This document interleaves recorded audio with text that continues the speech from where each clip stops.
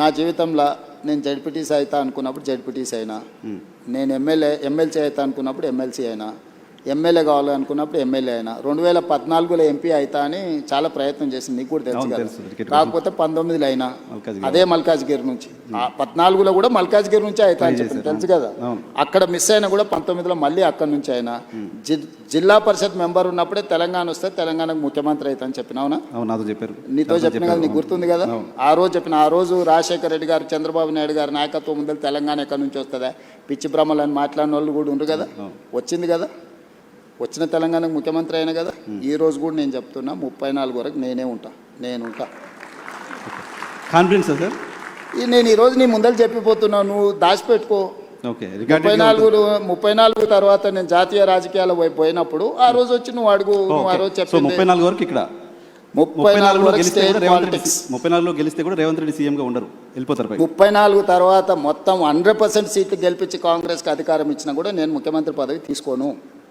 నేను తర్వాతి తరానికి బదిలీ. చాలా పెద్ద స్టేట్మెంట్ ఇస్తున్నారు సార్. పెద్ద స్టేట్మెంట్ నీకు చెప్తున్నా, అందుకే నీకు చెప్పాలని నీకు చెప్తున్నా. ఓకే, ఎందుకంటే నీకు ముఖ్యమంత్రి అని చెప్పిన రోజు నువ్వు ఆశ్చర్యపోయినావు, అది ఎట్లా సాధ్యం, జిల్లా జడ్పీటీసీ ముఖ్యమంత్రి అవుతాడా అని. ఆశ్చర్యం ఏం పోలే, మేము అనుకున్నాం కదా, మాట్లాడుకున్నాం చాలా సందర్భాల్లో. రోజు ఎవరైనా ఒక జడ్పీటీసీ ఇండిపెండెంట్గా గెలిచి రాష్ట్రం వస్తే నేను ముఖ్యమంత్రి అవుతా అంటే ఎవరైనా నమ్ముతారా? నమ్మరు కదా. సో ఇది నోట్ చేసి పెట్టుకోవచ్చు. 34 తర్వాత రేవంత్ రెడ్డి తెలంగాణ. ఈ రోజు మాట్లాడే ప్రతి మాట నువ్వు దాచిపెట్టుకొని లైబ్రరీలో నీకు అవసరమైనప్పుడల్లా చూసుకో.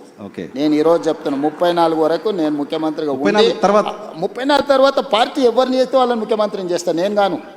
అవకాశం ఇస్తే కూడా మీరు నేను తీసుకోను, నాకు చాలా, నాకు తెలుసు నా లైఫ్. దేశం చాలా విశాలంగా ఉంది, దేశానికి కూడా సేవలు అందిస్తా. జాతీయ స్థాయిలో నేను నా అనుభవాన్ని దేశం కోసం పంచుతా. నాకు దేశం పట్ల భక్తి ఉంది. నేను ముందే మన మోడీ గారి ముందర చెప్పిన, పైలా దేశ్ దూసరా జనతా తీసరా దల్, అంటే మొదట దేశము, తర్వాత ప్రజలు, తర్వాత పార్టీ, తర్వాత నేను. సో నాకు ఒక స్పష్టత ఉంది, ఈ స్పష్టతలోనే ఇక్కడి వరకు వచ్చిన. సో మీరు నాకు 2006లో జడ్పీటీసీగా ఉన్నప్పుడు ముఖ్యమంత్రి అవుతా అని చెప్పారు. ఇప్పుడు ముఖ్యమంత్రిగా ఉన్నారు, జాతీయ రాజకీయాల్లోకి వెళ్తా అని చెప్తున్నారు. జాతీయ రాజకీయాల్లో ఏ చైర్ కోరుతున్నారు, ఏ చైర్ కోసం అనుకుంటున్నారు? రాహుల్ గాంధీని ప్రధానమంత్రిగా కూర్చోబెట్టి ఆ తర్వాత ఏ చైర్ ఇస్తే ఆ చైర్లో కూర్చుంటా. రైట్. 2028 ఎలక్షన్స్ దగ్గర పడుతున్నాయి, ఇంకా జస్ట్ 2 years.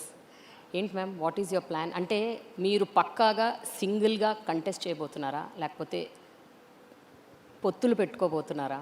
అంటే ఐడియాలజికల్గా మీ ఐడియాలజీకే స్టిక్ అయ్యి, whether I win or lose, I'm sticking, I'm contesting alone, ఏంటి, what is your plan? Well, 2028లో తప్పకుండా 2028 డిసెంబర్లోనే ఎన్నికలు జరుగుతాయని అనుకుందాం. ఒక మాట, ఆనాడు జరిగిన మన ముఖ్యమంత్రి గారు కంటిన్యూస్గా చెప్పినట్టు ఒక 6 నెలలు ఆయనకు బోనస్ వచ్చి 2029 మేలో జరిగినా కూడా ఈ రాష్ట్రంలో మాత్రం తెలంగాణ రక్షణ సేననే అధికారంలోకి రాబోతా ఉంది. మేము అన్ని చోట్ల కూడా కంటెస్ట్ చేస్తాం. డీలిమిటేషన్ అయినా, మహిళా రిజర్వేషన్ వచ్చినా, ఏదొచ్చినా వీఆర్ ప్రిపేర్డ్. ప్రతి చోట నుండి కూడా క్యాడర్ కావచ్చు, రానున్న రోజుల్లో లీడర్స్ కావచ్చు, ఇవందరినీ కూడా డెవలప్ చేసుకుంటాం. కొత్త వారికి, ముఖ్యంగా యూత్తోని, మహిళలతోని పెద్ద ఎత్తున వారికి అవకాశాలు ఇస్తూ మేము ప్రజల మనసును గెలుచుకుంటాం. ఎందుకంటే మేము ఏదైతే 5 పనులు అనుకున్నామో, పాంచజన్యం అనేటటువంటి పథకాలు ఏవైతే అనుకున్నామో, ఇవి ప్రజలకు అత్యంత అవసరమైన, ఇవాళ ప్రజలు కోరుకుంటున్నటువంటి వాటిని ఎట్లా చేయగలుగుతామని ఒక బలమైన ప్లాన్తో వెళ్తూ ఉన్నాం. కాబట్టి ప్రజలు ఖచ్చితంగా ఆదరిస్తారనే విశ్వాసం మాకుంది. డెఫినెట్గా మా గవర్నమెంట్ రాబోతాం. అయితే 2014 టైంకి తెలంగాణ ఇమోషన్ చాలా గట్టిగా బలంగా ఉండటం వల్ల టీఆర్ఎస్ గెలిచింది, ఆ తర్వాత కూడా గెలిచింది అన్న ఒక ఒపీనియన్ ఉంది. ఇప్పుడున్న సిచ్యువేషన్లో the 2 largest parties, Congress and BJP, వీళ్ళే ఏదైనా నిర్దేశిస్తారు, నడుపుతారంటారు. Without their support and their whatever you can't form a government అన్నది ఒక మాట. దీని గురించి మీ అభిప్రాయం ఏంటి? మ్యామ్, పాలిటిక్స్లో ఇవాళ ఉన్నది రేపు ఉండదు, రేపు ఉన్నది ఎల్లుండి ఉండదు. తెలంగాణలో సామెత ఉంటుంది, పొట్టోని పొడగొడు కొడితే పొడుగొని పోషమ్మ కొట్టిందని అంటారు.